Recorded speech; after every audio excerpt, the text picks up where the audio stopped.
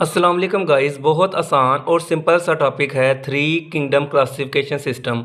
Last topic में हमने देखा था two kingdom classification system.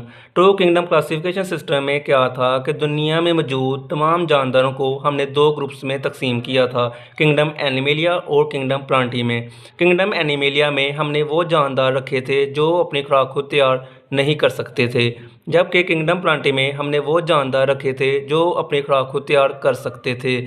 Kingdom Animalia में हेटरोट्रॉफिक ऑर्गेनिज्म रखे थे, जबकि किंगडम प्लांटी में हमने ऑटोट्रॉफिक ऑर्गेनिज्म रखे थे। फिर यहाँ पे दो ऑब्जेक्शंस नज़र आए थे कि यूग्लिना एक ऐसा ऑर्गेनिज्म है जिसमें प्लांट लाइक और एनिमल लाइक दोनों खसूसियात मौजूद हैं। यूग्लिना में एनिमल लाइक और प्लांट लाइक दोनों खसूसियात मौजूद थी, तो समझ नहीं थी आ रही कि यूग्लिना को किंगडम एनिमिलिया में रखें या किंगडम प्लांटी में। और दूसरा ऑब्जेक्शन ये था कि जो बैक्टीरिया है वो प्रोकैरियोटिक ऑर्गेनिज्म है, जबकि प्लांट्स और जो फंजाई हैं ये यूकैरियोटिक ऑर्गेनिज्म हैं। तो बैक्टीरिया और फंजाई और प्लांट्स को हमने किस तरह एक ग्रुप में रख सकते हैं, ये ऑब्जेक्शन थे। फिर इन ऑब्जेक्शंस को रिजॉल्व करने के लिए थ्री किंगडम को प्रपोज किया गया। किंगडम एनिमेलिया में एनिमल्स आ गए, किंगडम प्लांटी में प्लांट्स और फंजाई आ गई, जबकि थर्ड किंगडम में यूग्लिना और बैक्टीरिया को पढ़ के रख दिया गया। थर्ड किंगडम जो था 1866 में इनर्स्ट हैकल एक साइंटिस्ट थे। इनर्स्ट हैकल एक साइंटिस्ट थे, इन्होंने थर्ड किंगडम को प्रपोज किया था। Ernst Haeckel proposed third kingdom proposed third kingdom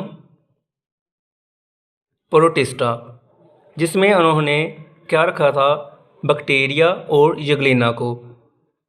fungi जो थी स्टिल इंक्लूडेड इन प्लांट्स, जो फंजाई थी वो अभी तक किंगडम प्लांटी में शामिल थी। Fungi still included in kingdom plantae, जबकि बैक्टीरिया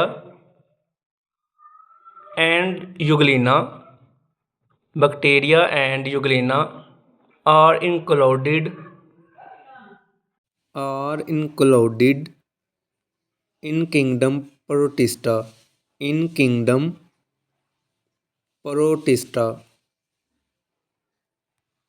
मतलब कि इनर्स्ट हैकल जो साइंटिस्ट थे उन्होंने क्या किया, थर्ड किंगडम प्रोटिस्टा को रखा।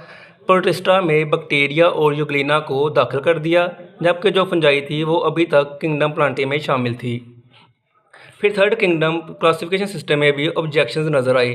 वो ये था कि जो फंजाई थी इसके ऊपर जो था डाउट आ रहा था कि फंजाई जो है इसके अंदर सेल वॉल जो होती है वो काइटिन के साथ मिलकर बनी हुई है, जबकि प्लांट्स के अंदर जो सेल वॉल है वो सेलुलोज के साथ मिलकर बनी हुई है।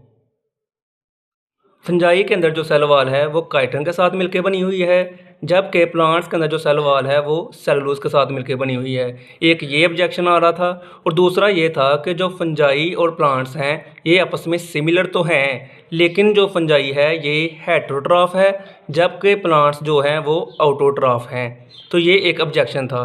तो यहाँ पर लिख लेते हैं कि जो बायोलॉजिस्ट थे, सम बायोलॉजिस्ट डिसएग्री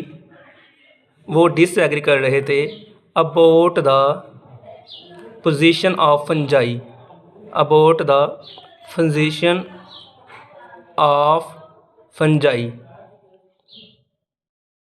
फंजाई जो थी रिजम्बल कर रही थी प्लांट के साथ।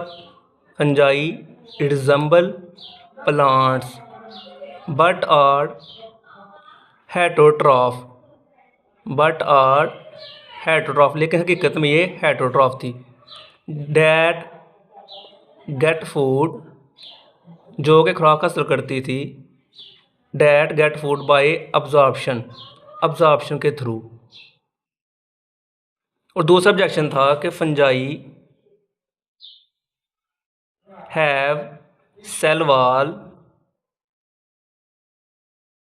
ऑफ काइटन, फंजाई के अंदर जो सेल वॉल थी वो काइटन की थी, रेदर देन सेलुलोज के बजाय। तो ये था थर्ड किंगडम क्लासिफिकेशन सिस्टम। एक बार पूरे टॉपिक को जल्दी से समराइज कर लेते हैं। थ्री किंगडम क्लासिफिकेशन सिस्टम में हमने देखा 1866 में इनस टैकल एक साइंटिस्ट थे जिन्होंने थर्ड किंगडम प्रोटिस्टा प्रपोज किया। प्रोटिस्टा में बैक्टीरिया और यूग्लिना शामिल थे। फंजाई जो थी still included in plant, fungi जो थी किंगडम प्लांटी में शामिल थी। फिर इस किंगडम में भी ऑब्जेक्शंस आ गए। वो ये थे कि जो बायोलॉजिस्ट जो थे वो कह रहे थे कि फंजाई जो है वो रिजम्बल करती है प्लांट के साथ, लेकिन ये एक्चुअली हेटरोट्रॉफ है जो कि फूड को हासिल करते हैं अब्जॉर्प्शन के थ्रू। और दूसरा ऑब्जेक्शन ये था कि जो फंजाई है इसके अंदर जो सेल वाल है वो काइटन की है, जबकि प्लांट्स की सेल वाल सेलुलोज के साथ मिलकर बनी है। फिर इन ऑब्जेक्शंस को रिजॉल्व करने के लिए 5 किंगडम क्लासिफिकेशन सिस्टम को प्रपोज किया गया, जो कि हम नेक्स्ट वीडियो में पढ़ेंगे। थैंक यू, अल्लाह हाफिज़।